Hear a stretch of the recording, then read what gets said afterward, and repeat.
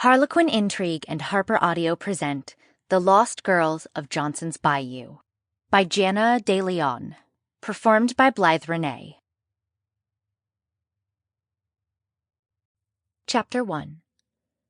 Ginny Bergeron stood in front of the cafe's plate glass window and stared into the swamp. The setting sun cast an orange glow on the cobblestone street in front of the cafe and the thick range of cypress trees that littered the swamp beyond the edge of the small town.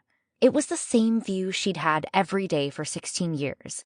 Yet today, it felt different, as if something wasn't right. "You gonna finish cleaning that coffee pot or just stare out the window all day?" The booming voice of the heavy-set woman behind her made Ginny jump, and she spun around to face Madeline, the woman who was, for all practical purposes, her mother.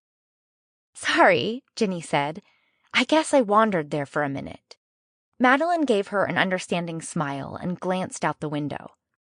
"It's a beautiful sunset. I finished up in the back, so as soon as those coffee pots are washed, we can leave." She grabbed one of the pots off the warmer behind the counter. "Since you're up here lollygagging, I'll help." Ginny smiled at Madeline's teasing, more because she knew her mother expected it than because she felt like smiling. The beautiful sunset wasn't what had caught Jenny's attention. In fact, Ginny couldn't put her finger on exactly why she'd been staring out the window, or what she expected to see. But she could feel it. Something out there didn't belong. Ginny grabbed the half-empty coffee pot off the table where she'd placed it a couple of minutes earlier and headed behind the counter. Madeline already had hot water running in the huge stainless steel sink, so Ginny poured out the old coffee and stuck the pot under the stream of water. Some of the steamy water splashed onto her bare hands, and she flinched. Her mother glanced over at her bare hands and shook her head, her expression one of long-standing exasperation worn by parents who'd told a child something over and over again in vain. "I have a pot roast in my crock pot," Madeline said. "Why don't you come over for dinner and a movie?" Great minds think alike. "I put a roast in my crock pot this morning." Madeline wiped the coffee pot with a clean rag and set it on the counter. "Well, if you're sure." "I'm sure," Ginny said, and placed her clean coffee pot on the counter next to her mother's. "I guess we'll both be eating pot roasts for a week, then." Madeline stared at her for a moment, the uncertainty clear on her face, but finally, being a parent, won out. "I worry about you spending so much time alone. You sure you're all right? You've seemed on edge lately." "I'm fine, and I'm perfectly happy alone. I have a good library of books," she smiled. "You ought to know since you gave me most of them." Madeline didn't look convinced. "A book isn't the same as having someone else around. Like a man? Then maybe I wouldn't worry as much." "Really?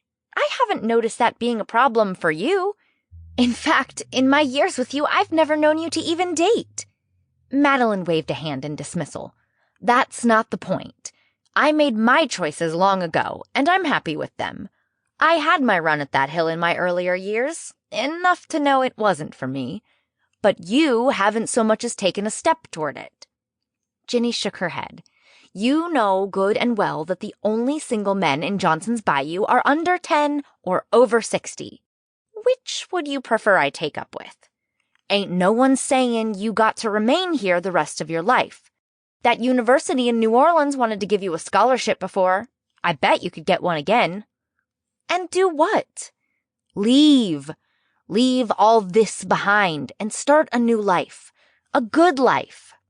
Ginny placed a hand on Madeline's arm. "I have a good life. Maybe someday I'll want something different. Something else. But for now, this is what's right for me." Madeline sighed and kissed Ginny's forehead. "All right, then. I'll see you tomorrow morning. Ought to be a busy one with everyone in town preparing for the fall festival." Ginny nodded, then followed Madeline to the front door of the cafe and locked it behind her. Ginny gave the cafe a final glance to make sure everything was in order, then hurried up the staircase at the back of the cafe kitchen to her apartment. The apartment consisted of a small living area, an even smaller bedroom, and a tiny kitchenette and bathroom. Madeline had provided her with a worn couch that Ginny had recovered in coarse fabric with light blue and white stripes. An old 19-inch television sat across from the couch on a stand with peeling paint that Ginny had bought at a garage sale Sample complete. Ready to continue?